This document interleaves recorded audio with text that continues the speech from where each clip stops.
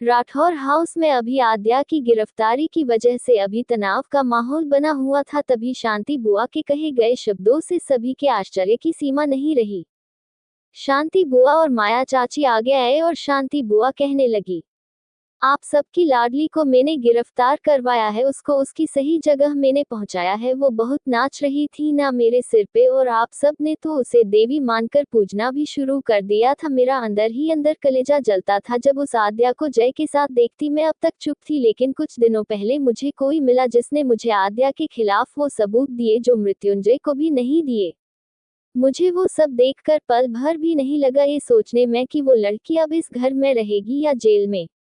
उसको उसके किए की सजा जरूर मिलेगी। उसने जो किया है उसे ही भरना होगा। मेरे बेटे की आत्मा को शांति तभी मिलेगी। मैं मेरे मयंक के लिए कुछ भी करूंगी।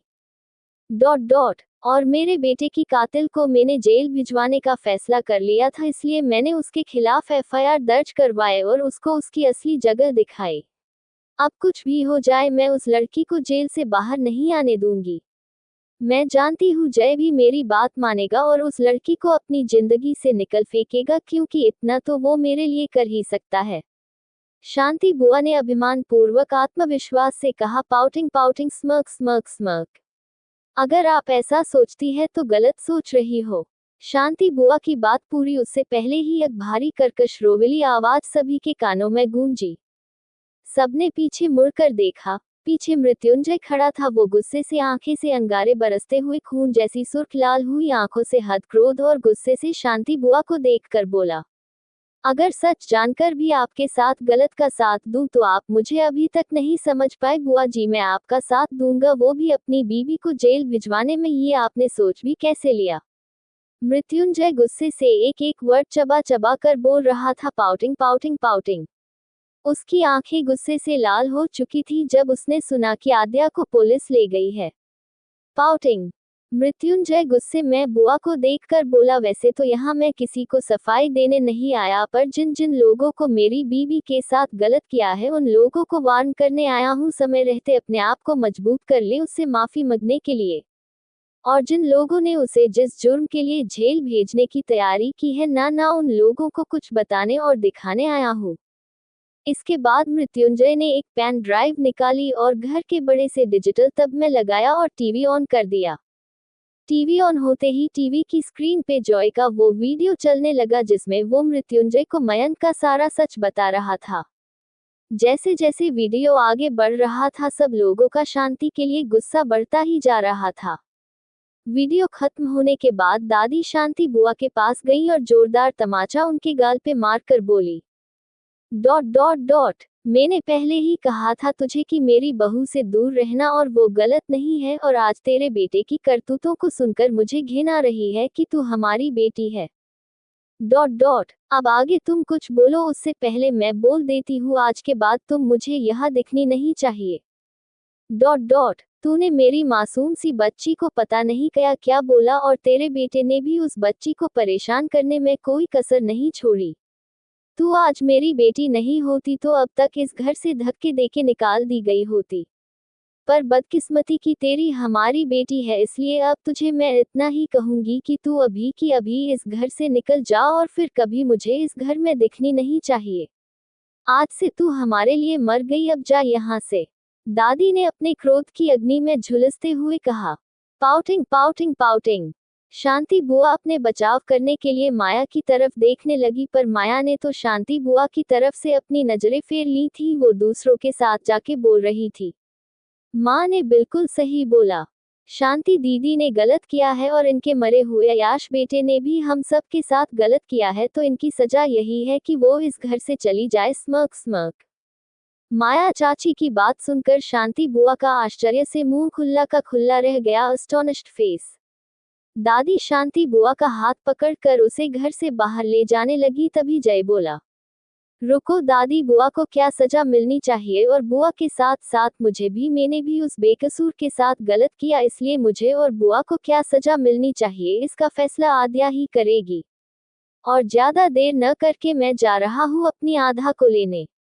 मृत्युंजय ने अपनी भरी कर्कश आवाज में बिना किसी भाव के सामने देखकर कहा, और बिना किसी के रिप्लाई का इंतजार किए वो शिवाय के साथ वहां से निकल गया। मृत्युंजय रास्ते भर आद्या के बारे में सोचता रहा। वो स्टेशन पहुंचकर तेज नजरों से चारों तरफ देखने लगा, तभी उसकी नजर जेल के अंदर बेहोश पड़ी हुई आद्या पे पड़ी। आधा बेहोशी की हालत में अजीब ढंग से गिरी हुई थी, उसके बाल बिखरे हुए थे, उसकी साड़ी का पल्ला एक साइड फैला हुआ था, उसके हाथ और उसकी गोरी पीठ मृत्युंजय को साफ साफ दिख रही थी, जिस पर अभी अभी उसको लाल लाल उभार दिख रहे थे।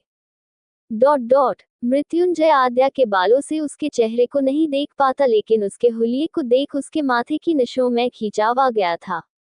उसके चेहरे का रंग गुस्से से डार्क हो गया था। आंखों में गुस्से से खून की पतली सी लहर उभार आई थी, उसकी गुस्से से सांसें फूलने लगी। वो अपनी दमदार आवाज में जोर से चिल्लाया, किसकी इतनी औकात कि मेरी बीवी को जेल में बंद किया। पाउटिंग। जय की आवाज इतनी तेज थी कि पूरा पुलिस स्टेशन उसकी आवाज से गूंज उठा। क्या हालदार, क्या एसआई, क्या सब इंस्पेक्टर, सभी के कान खड़े हो गए, सबकी आंखें आश्चर्य से फैल गई, सब लोग डर से कंपने लगे। तभी मृत्युंजय आगे आया और सलाखों के पीछे पड़ी हुई आधा के पास गया और जोर से इंस्पेक्टर ले चिल्ला कर बोला, मेरी बीबी के बेल के पेपर तुम्हारी टेबल पे है, चुपचाप अब ये लॉकअप खोलो। मृत्युंजय ने गुस्से से कहा तो इंस्पेक्टर घबरा कर आगे आया और लॉकअप का ताला खोल दिया। मृत्युंजय फुर्ती से अंदर गया और आद्या को अपनी बाहों में उठाकर बाहर लेके आया। मृत्युंजय बाहर लाकर आद्या को अपनी गोद में लिटाकर उसको होश में लाने के लिए, उसके चेहरे को देखने के लिए अपनी नजरें जैसे ही आधा के चेहरे को देखने के लिए ऊपर उठाई तो मृत्युंजय की दर्द और गुस्से से मुठिया कस गई। विस्मयादिबोधक चिन्ह। आद्या के चेहरे पे थप्पड़ों के निशान साफ साफ दिख रहे थे। उसके गोरे गालों पे अंगुलियों के छाप साफ दिख रही थी। उसकी गोरी पतली कमर पे बेत की बेरहमी के निशान देखकर तो जय का सीना दर्द से ऊपर नीचे होने लगा। उसकी सांसें आद्या को देखकर ऊपर नीचे होने लगी। आद्या के गले पे हल्की चोट के निशान थे, उसकी कलाई की चूड़ियां टूटी हुई थी, दूसरे हाथ में कुछ चूड़ियां बची हुई थी जो आधी टूटकर उसकी कलाई में लटकी हुई थी। अध्याय के पतले होठ सूखकर नीले हो गए थे। मृत्युंजय आद्या की ऐसी हालत देखकर गुस्से से अपनी तेज आवाज में पूरे जोश के साथ चिल्लाकर कहा, जिसने भी मेरी बीबी के साथ ये किया है वो अपना सस्पेंड लेटर के साथ अपनी इसी ही हालत को देखने के लिए तैयार हो जाए। मेरी बीवी को हाथ लगाने की सजा भुगतने को तैयार हो जाए। आज वो इंसान मेरी बेरहमी की हद देखेगा। अभी तक लोगों ने मेरा सख्त फेस देखा है, अभी मेरा बेरहम चेहरा देखे। इतना बोलकर मृत्युंजय ने किसी को फोन करके कुछ बोला और आद्या की ओर देखकर बोला, शिवाय आद्या के चोट जितनी लगी है उतनी ही चोट लगनी चाहिए, बेरहमी में कोई कसर नहीं रहनी चाहिए, मैं अपनी बीवी के दर्द देने वाले को बख्शूंगा नहीं।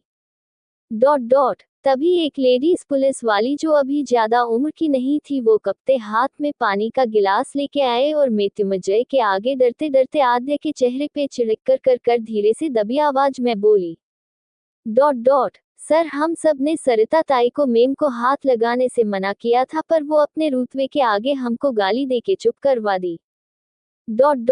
हमारी आंखों के आगे ही वो मे को बेरहमी से मरने लगी और हम कुछ नहीं कर सके, क्योंकि सरिता ताई का कहना था कि आपकी बुआ शांति राठौर ने एफआईआर करवाई है तो आप कोई सपोर्ट नहीं करोगे अपनी बीबी का, और दूसरा सरिता ताई बहुत बेरहम औरत है, वो बहुत मारी मेम को। सरिता इंस्पेक्टर बनने के लिए लोगों के साथ ऐसा ही करती है। सर, हमको माफ करना, हम सब छोटे होने की वजह से न तो मिसेज राठौर को मार से बचा सके और न ही सरिता को रोक सके। उस लेडीज कांस्टेबल की बात सुनकर मृत्युंजय की गुस्से से आंखें बाहर हो गईं। वो बोला, मेरी बीवी अपनी आंखों से अपने गुनहगार को पीटते देखेगी, इसको होश आने दो। मृत्युंजय आद्या को होश में लाने के लिए उसके गाल धीरे धीरे थपथपाने लगा। उसके चेहरे पे पानी के छींटे मरने लगा। सब लोग डर से खड़े होकर वहां ये सब देख रहे थे। तभी स्टेशन में एक कॉल की रिंग सुनाई दी।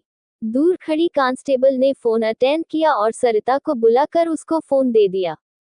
फोन की दूसरी ओर से आए आवाज को सुनकर सरिता के माथे से पसीने की बूंदें गिरने लगी। उसके हाथ पांव कांपने लगे। वो गिड़गिड़ाते हुए बोली, सर माफ करिए, मुझे गलती हो गई साहब, मैं माफी मांगती, मैं आद्या मैडम से भी माफी मांग लूंगी, प्लीज सर मुझे सुस्पेंड मत करिए सर, मेरी नौकरी मत खत्म करिए सर, मैं माफी मांगती सर प्लीज। पर सामने वाले ने उसकी एक ना सुनी और फोन कट चुका था। सरिता बुरी तरह रोने लगी। तभी उसका खुद का फोन बजने लगा। उसने रोते रोते फोन उठाया। सामने से उसके पति की आवाज आई, सरिता ड्यूटी ऑफ करके घर पहुंची। मकान मालिक हमको घर से निकाल रहा है। मैं भी घर पहुंच रहा हूँ। मुझे मेरे बॉस ने नौकरी से निकल दिया।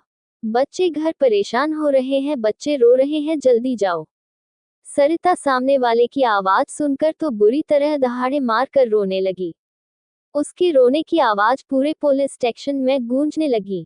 उसकी आवाज सुनकर आद्या होश में आए और अपनी बोझिल आंखों को खोलकर मृत्युंजय को देखने लगी।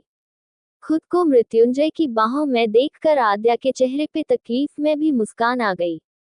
वो दर्द से बोली, जाए तुम आ गए। मृत्युंजय ने उसे देखा और उसके गाल छूकर उसे बहुत आराम से खड़ा किया और पास में रखी चेयर पे बिठा दिया। तभी वो यंग कांस्टेबल आगे आकर आद्या को पानी पिलाने लगी। आसपास सभी लोग खड़े थे, सरिता के रोने की आवाज सब सुन रहे थे।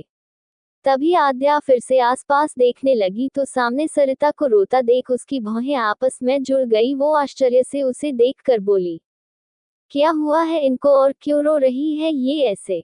आद्या के सवाल का मृत्युंजय जवाब देता उससे पहले ही शिवाय बोला, भाभी इनको आपके ऊपर हाथ उठाने का इनाम मिल रहा है और इसे खुशी नहीं संभल रही, इसलिए ये खुशी से रो रही हैं। शिवाय ने गुस्से से सामने देखते हुए कहा। Pouting pouting. आद्या अभी भी नासमझी से चारों ओर देखने लगी। तभी मृत्युंजय शिवाय से बोला, वेल तुमने अच्छा काम किया शिवाय, आई इम्प्रेस यू। इतना कह के सामने खड़ी यंग कांस्टेबल को बुलाकर कहा, तुमने देखा ना आपकी सब इंस्पेक्टर ने कैसे मेरी वाइफ को थप्पड़ मारा। तो तुमको मैं ऑर्डर देता हूँ मृत्युंजय राठौर, जितने अच्छे से अपनी सामने खड़ी इस औरत को मारोगी उतना ही अच्छा तुम्हारा प्रमोशन होगा। ये सुनकर उस कांस्टेबल चेहरे पे आश्चर्य और चिंता के भाव उभर आए थे, लेकिन मृत्युंजय की सर्द नजरों से बचने के लिए उसने हाँ कह दिया और धीरे धीरे कदम बढ़ाकर उस सरिता के पास पहुंची। और जिस तरह उसने आद्या को थप्पड़ मारा उसी तरफ सरिता के थप्पड़ पड़ने से वो एक तरफ गिर गई थी। उसके गिरते ही आद्या थोड़ा डर कर बोली, ये सब क्या है और ये अपने ही सीनियर को क्यों मार रही हैं? क्या कर रहे हो तुम ये सब? जय मेरी कुछ भी समझ नहीं आ रहा, आद्या ने नासमझी के साथ कहा। मृत्युंजय ने आद्या के मासूम चेहरे को अपने सीने में छुपाया और बोला, तुम अब घर चलो, बहुत हो गया ये ड्रामा और बहुत झेल लिया तुमने। इतना कह के मृत्युंजय शिवाय को बोला, याद रहे अपनी भाभी की हर तकलीफ को अच्छे से फील करके आना और जब तक आना मत। शिवाय ने धीरे से बोला, जी भैया।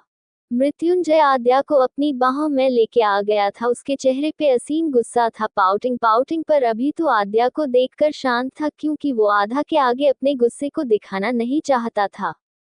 मृत्युंजय के जाते ही रोहित और शिवाय दोनों ने जॉय को पुलिस के हवाले कर दिया था और सारे सबूत भी पुलिस को थमा दिया थे। पार्ट काफी लिख लिया, पर आगे का पार्ट और भी ज्यादा खतरनाक होने वाला है। अभी तो शांति बुआ को भी खुराक मिलना बाकी है और ऐसी खुराक मिलेगी कि आप लोग ताली बजाना नहीं भूलोगे।